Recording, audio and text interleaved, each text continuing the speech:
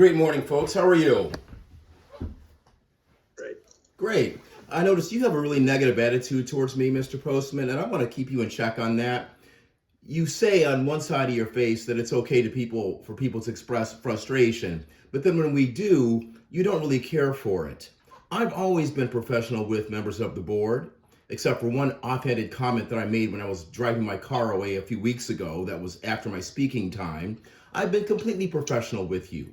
95% of the time I show up and all I do is I ask for things to which I'm entitled as a member of the public. Documentation, going back to the three times that Kevin Shelton has come before this board during the so-called equity era and got nowhere, even with duly licensed counsel, and as well as M. Scott Soderbeer, an industry advocate, who gave up because he knew that the board wasn't doing anything.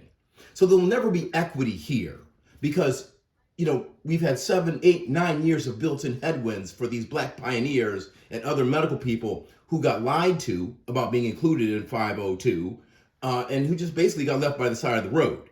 Now, I want you to take a critical look at yourselves, okay? If you could possibly do that. What have you done for blacks in cannabis since you've arrived? For blacks in medicals and cannabis since you've arrived? There were thriving markets with good, pure strains of cannabis around. Lots of blacks in the market. Now there are zero, except for Jim Buchanan, a known criminal and former paramour of Ollie Garrett. It's a fact, okay? I'm going to say that. And as a journalist, Mr. Postman, you know that that's relevant. It is. Sorry. You might not like it, but it's true.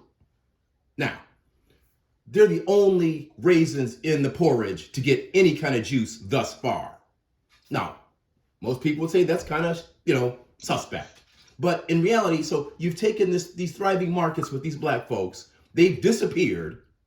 We've had years go by where nothing happened at all. And now we've got these grand promises. We've got everybody glad handing you guys, well, less so increasingly. And all these grand promises are coming. I hope you do well. I hope things going forward are better than they have been. It wouldn't take much, okay?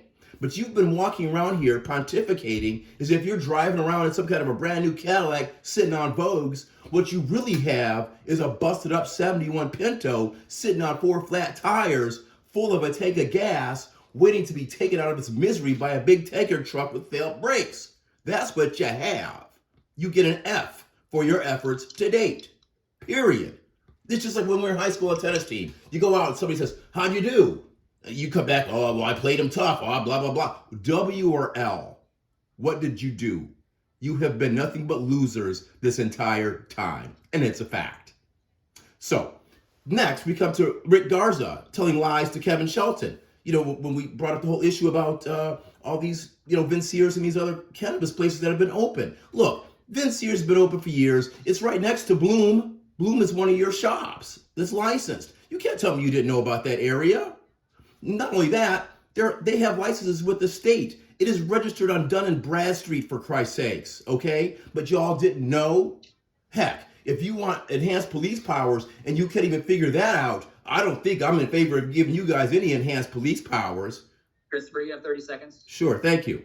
So, all I've done is come before you asking for documents which you have steadfastly refused to provide me. You never gave me Sammy Saad's application. The federal judge lied about that. That's going in the Ninth Circuit Court of Appeals today.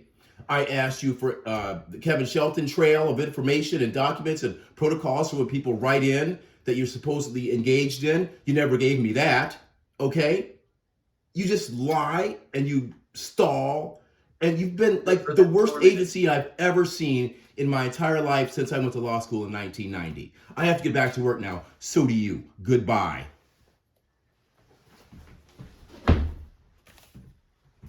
Did Novus Oak join? Did you see? It's ridiculous. I don't see.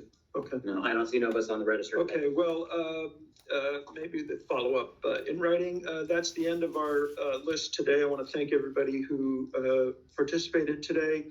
Just in brief response to some of the comments about what happens next, I'll just say, yeah, I hear you.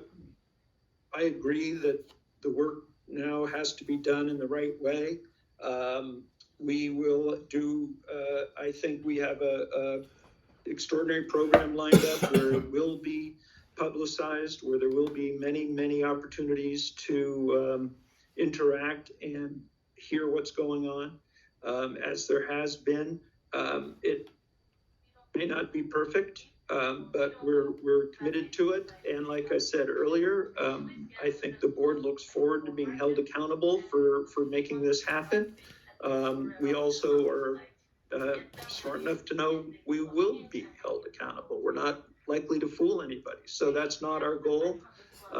There's nothing underhanded happening here. We've laid it out for you.